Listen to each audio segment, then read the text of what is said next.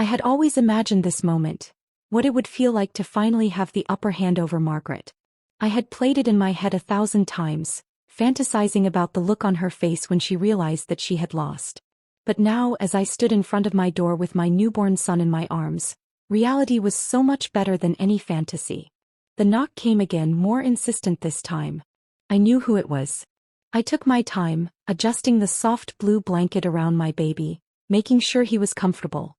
His tiny fingers twitched in his sleep, his mouth forming little movements as though he were dreaming of something sweet. For 5 years I had waited for this child. For 5 years I had endured the cruel words, the humiliation, the loneliness of being branded barren. And now I had him. Another knock. A desperate knock. I finally walked toward the door, my heartbeat steady, my mind sharp. When I pulled it open, there she was, Margaret. Her usual arrogance was gone. The sharpness in her gaze had dulled. Her expensive scarves and designer shoes, the ones she loved to flaunt, now seemed irrelevant. Standing before me was a woman who had once thought herself untouchable, but today she looked small. Defeated. Her eyes went straight to the bundle in my arms. She gasped softly, one trembling hand covering her mouth. Naomi. I didn't say a word. I let her drown in the silence.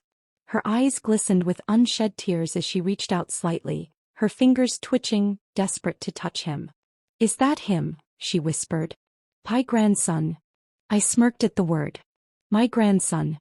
She had spent years making me feel like I would never be a mother, convincing my husband that I was broken, unworthy. She had taunted me, made me cry in my own home, turned my marriage into a battlefield. And now she wanted to claim my son? I leaned against the doorframe, cradling my baby closer. Why are you here, Margaret?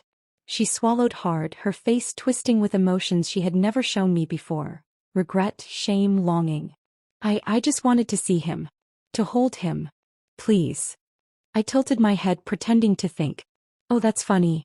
Because I remember a time when you told me I would never have children. That I was a burden to your son.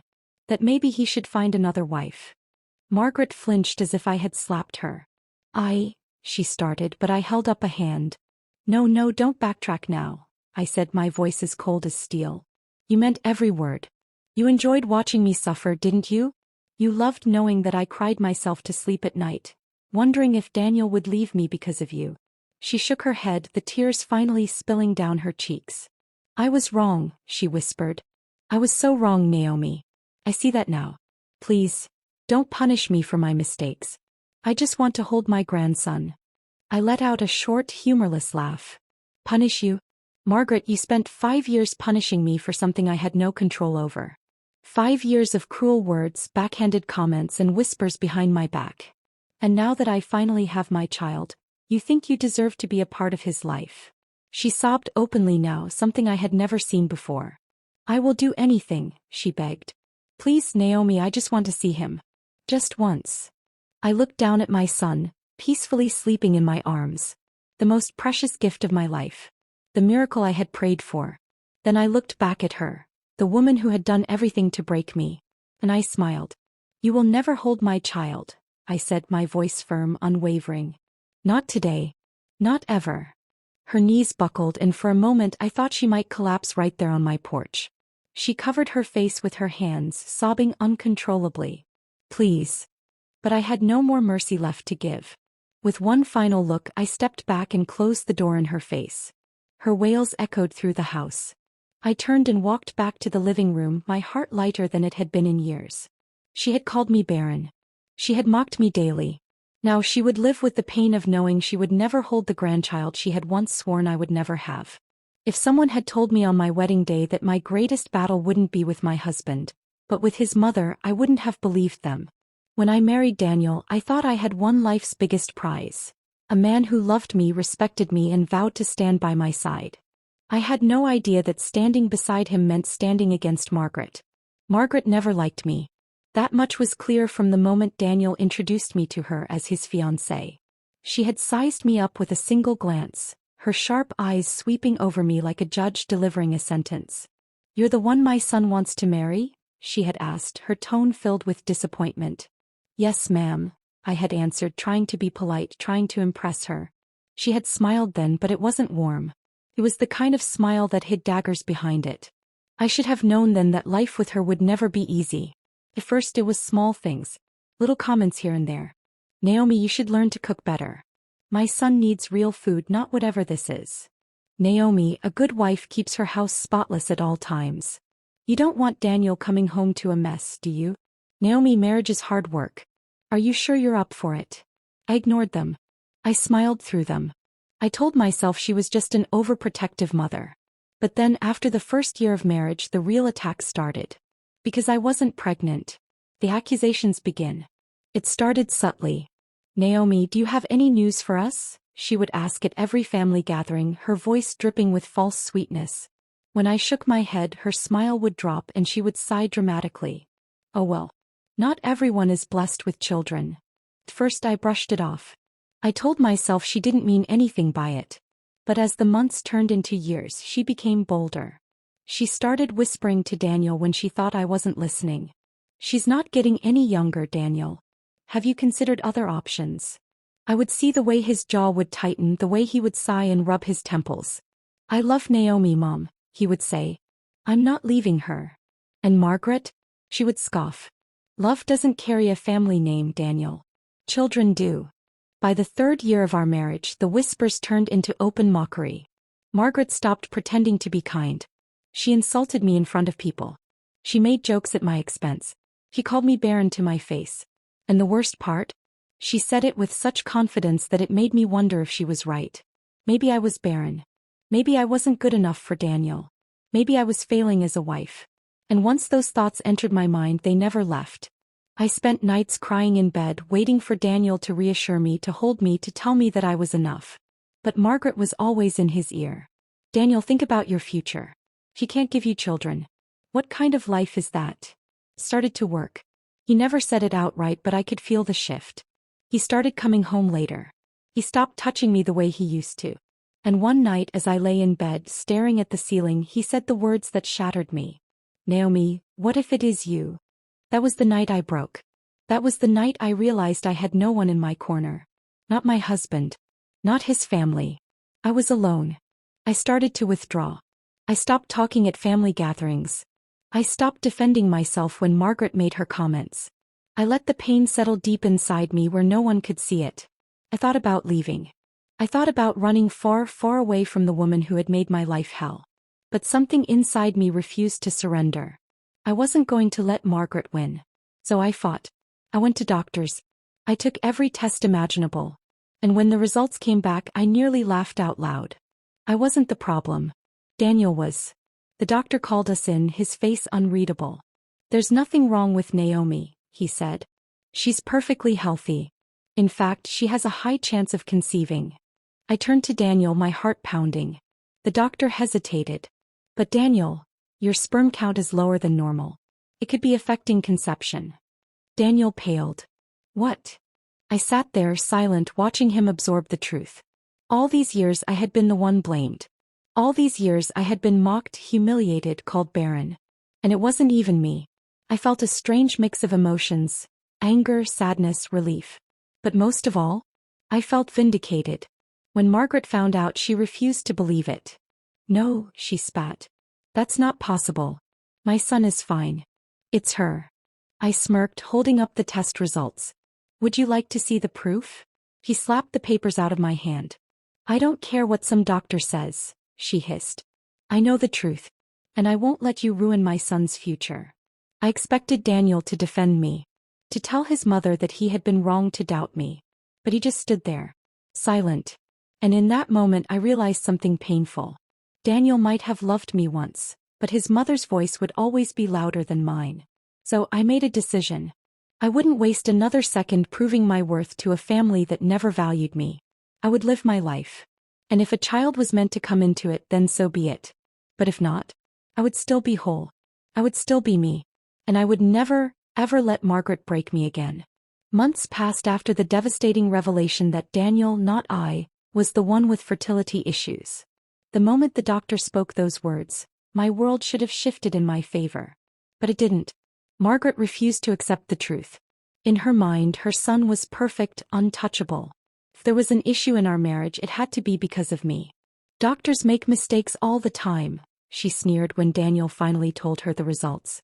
What kind of nonsense are they feeding you? Your father had 7 children and you are his son. There's no way you have a problem. It's her, she's the curse in this house. I had expected that reaction.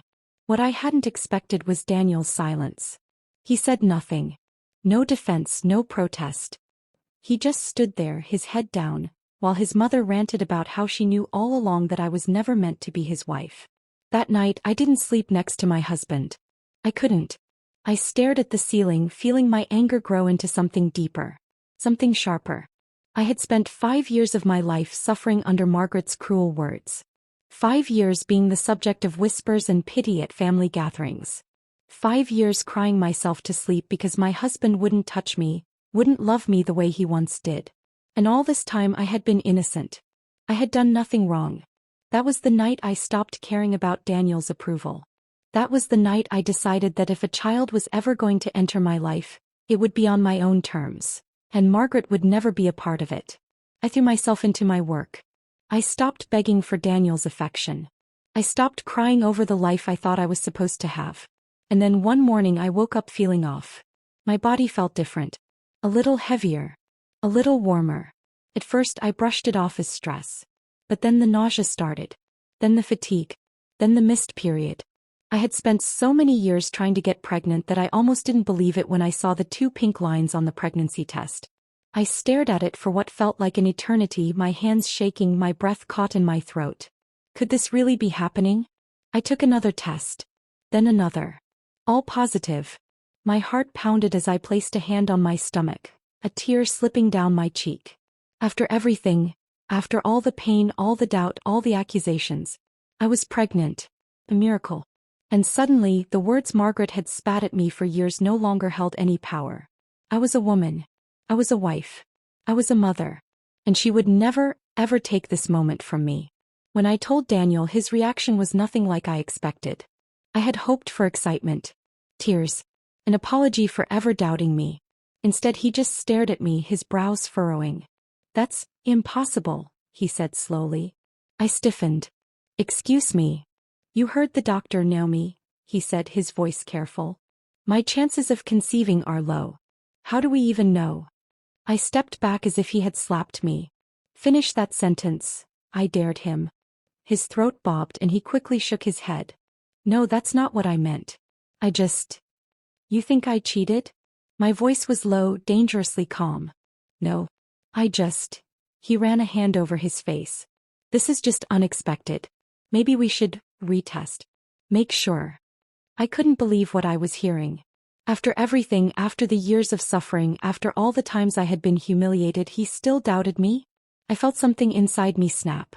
I don't need to prove anything to you, Daniel, I said coldly. Not anymore. I walked away before he could say another word. That night I made another decision. Margaret would never meet my child. The moment Margaret found out about my pregnancy, she came to my house. I didn't invite her in. You must be joking, she scoffed. After all these years you suddenly get pregnant? Just like that. Who is the real father? I crossed my arms, staring her down. It must burn you up inside to know that I conceived despite everything you said. She narrowed her eyes. You think you've won, Naomi? She laughed cruelly. I will be in this child's life whether you like it or not. I am the grandmother. Not to my baby, I shot back. She gasped, clutching her chest. You wouldn't dare. Oh, I would. I took a step forward. And I will. You tormented me for years. Called me Barren. Told your son to leave me. You don't deserve to be in my child's life. She clenched her fists. Daniel will never allow that. I smiled. A slow, dangerous smile. I don't need Daniel's permission, I said. Because after this baby is born, I'm leaving him. Margaret's face crumbled. You're what?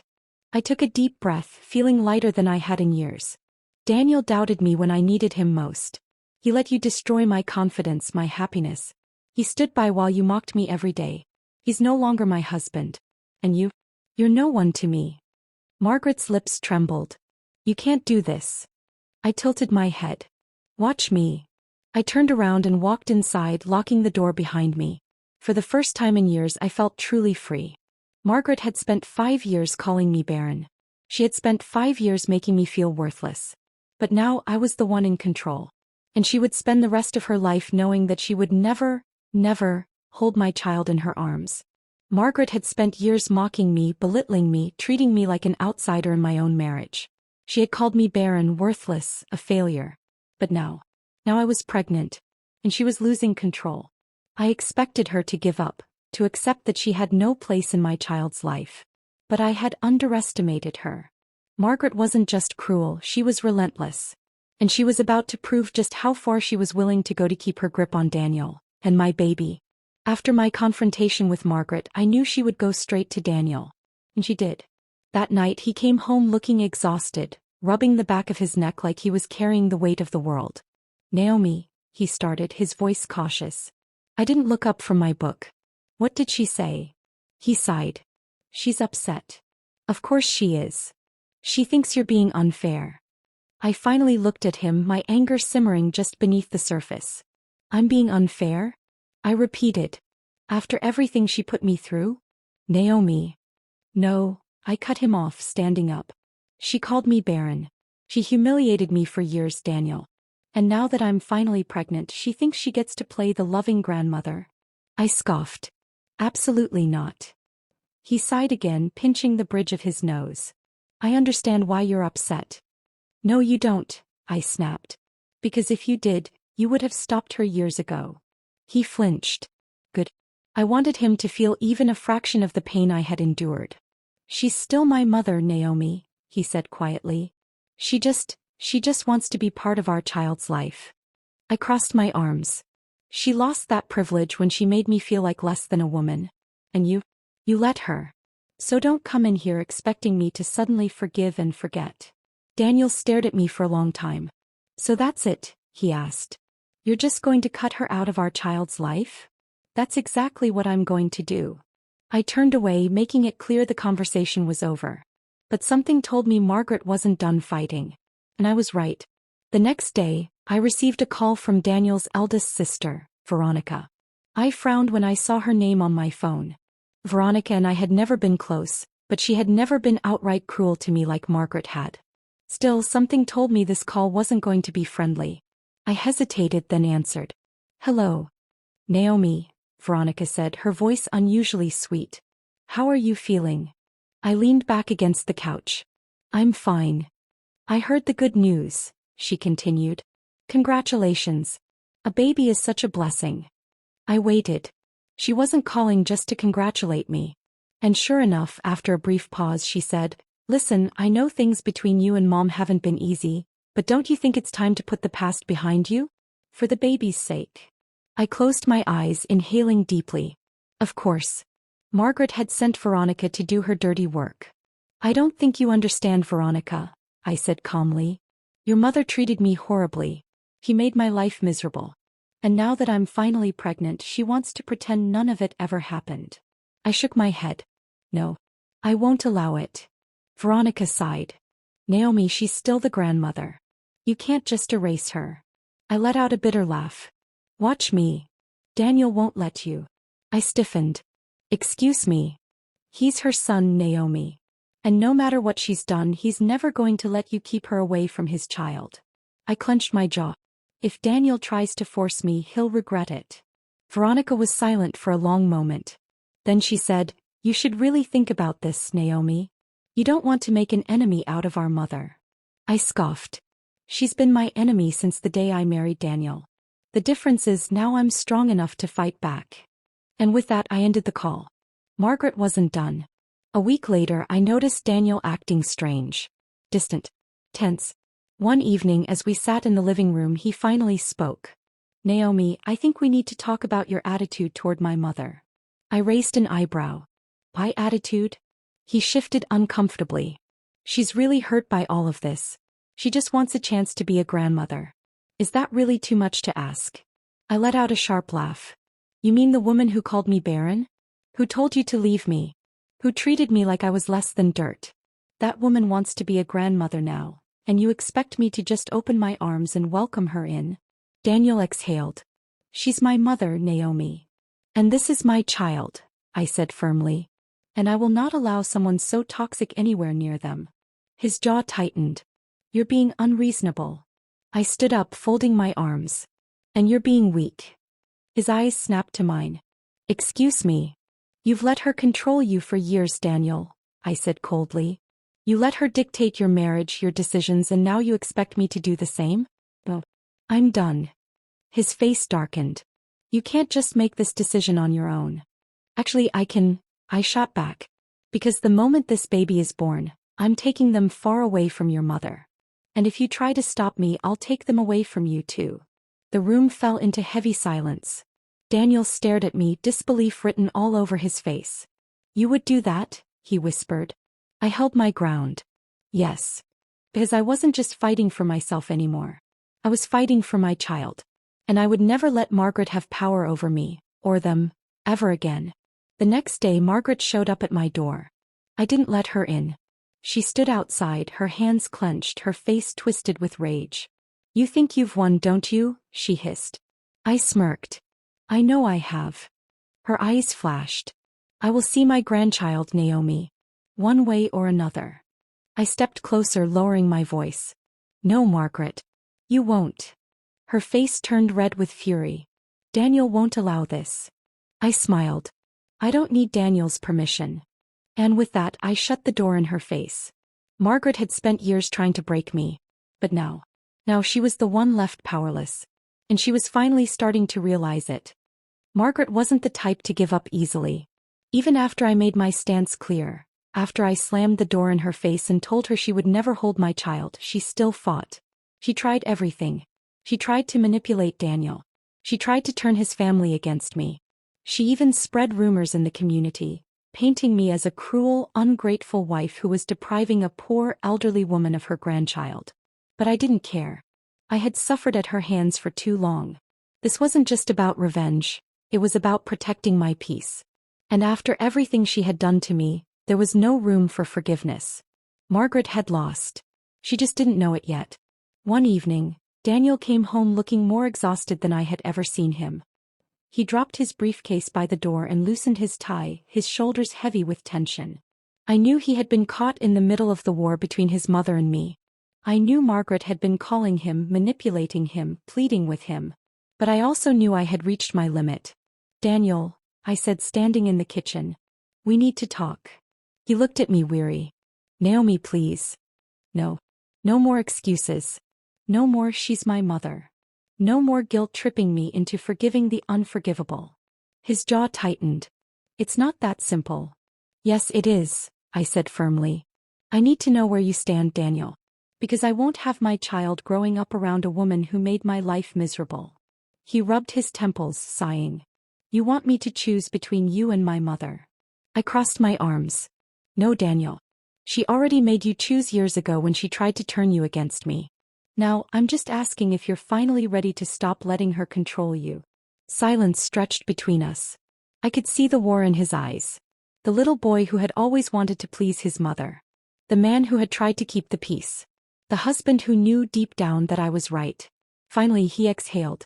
I can't keep doing this, Naomi. My heart pounded. Then stop.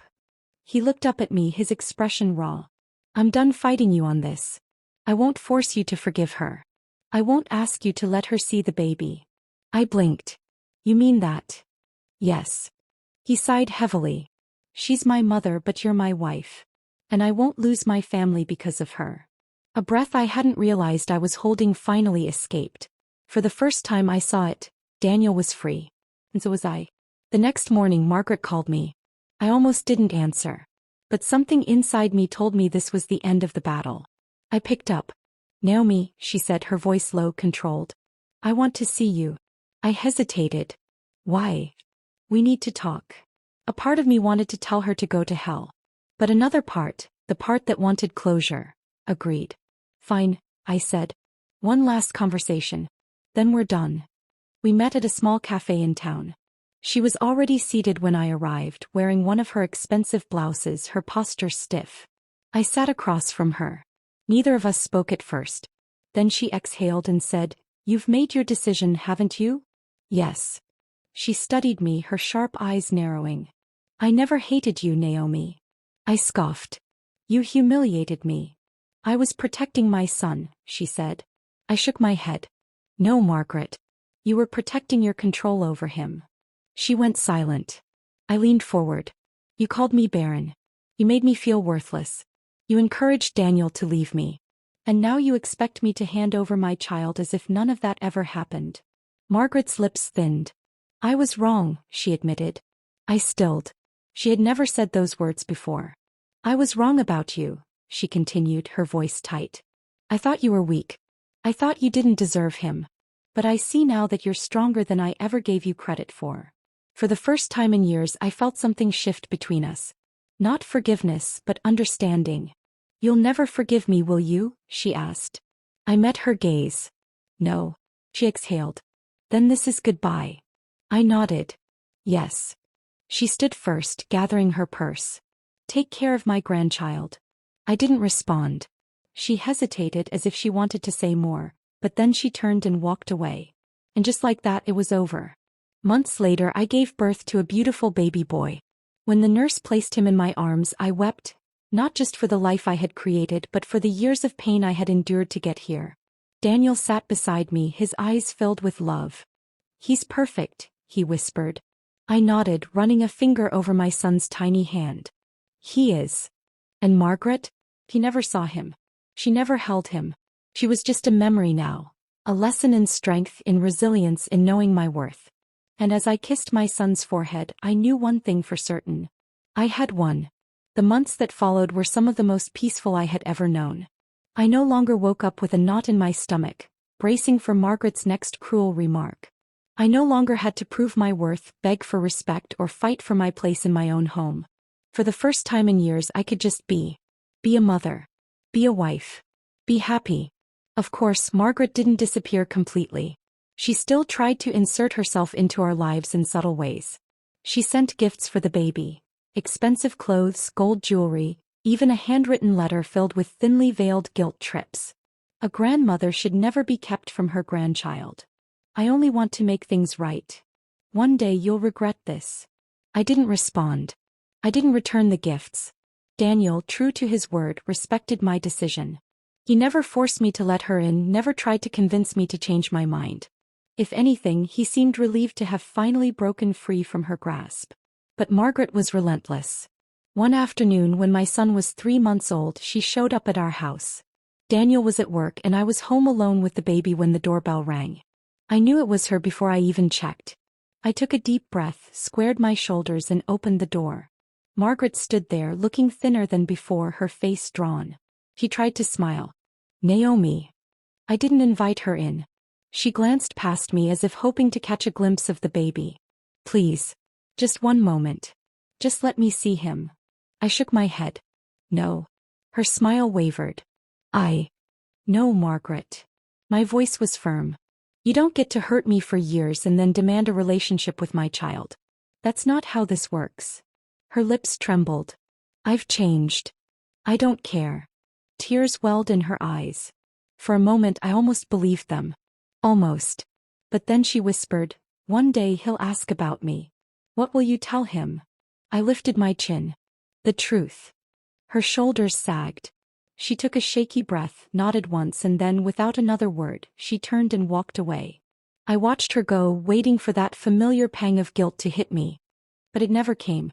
Because for the first time in my life I had nothing to feel guilty about. Margaret never came back after that.